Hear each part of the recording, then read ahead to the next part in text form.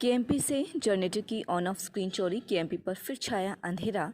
करीब 50 करोड़ की लागत से स्टैंडर्ड मानकों के मुताबिक किया जा रहा था केएमपी को कुंडली मानेसर पलवल की 135 किलोमीटर लंबे एक्सप्रेसवे को स्टैंडर्ड मानकों के मुताबिक हाईटेक बनाने के लिए कंपनी करीब 50 करोड़ की लागत से मार्ग पर काम कर रही है।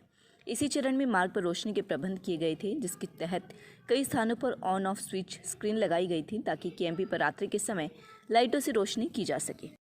लेकिन चोरों ने जनरेटर की ऑन ऑफ स्विच स्क्रीन को चोरी कर लिया, जिससे केएमपी फिर से अंधेरे में डूबा। हालांकि कई स्थान ऐसे हैं जहां पर अभी तक लाइटों की व्यवस्था नहीं हो पाई है।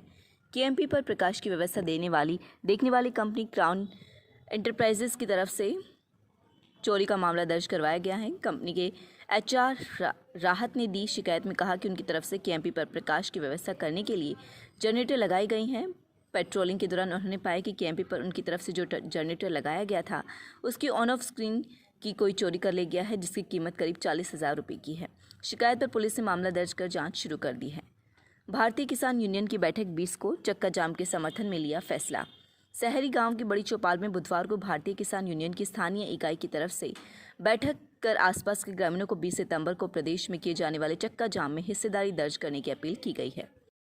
ब्लॉक अध्यक्ष जयसिंह नकलोई की तरफ से बैठक में कहा गया कि विशेष रूप से युवाओं से अपील करने आए हैं कि 20 सितंबर को ज़्यादा से ज़्यादा संख्या में अपने ट्रैक्टर लेकर उनके अभियान में हिस्सा लें।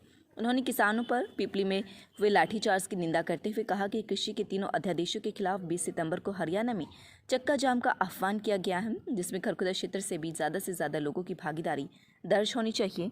उन्होंने कहा कि क्षेत्रवासी 19 सितंबर तक ज़्यादा से ज़्यादा संख्या में एकत्रित होकर धरना स्थल पर पहुंचे। इसके साथ ही उन्होंने बड़ौदा उपचुनाव में भाजपा जसपा के संयुक्त प्रत्याशी के खिलाफ प्रचार करने की भी अपील की। इस दौरान एकत्रित लोगों ने केंद्र व प्रदेश सरकार के खिलाफ नारेबाजी भी की।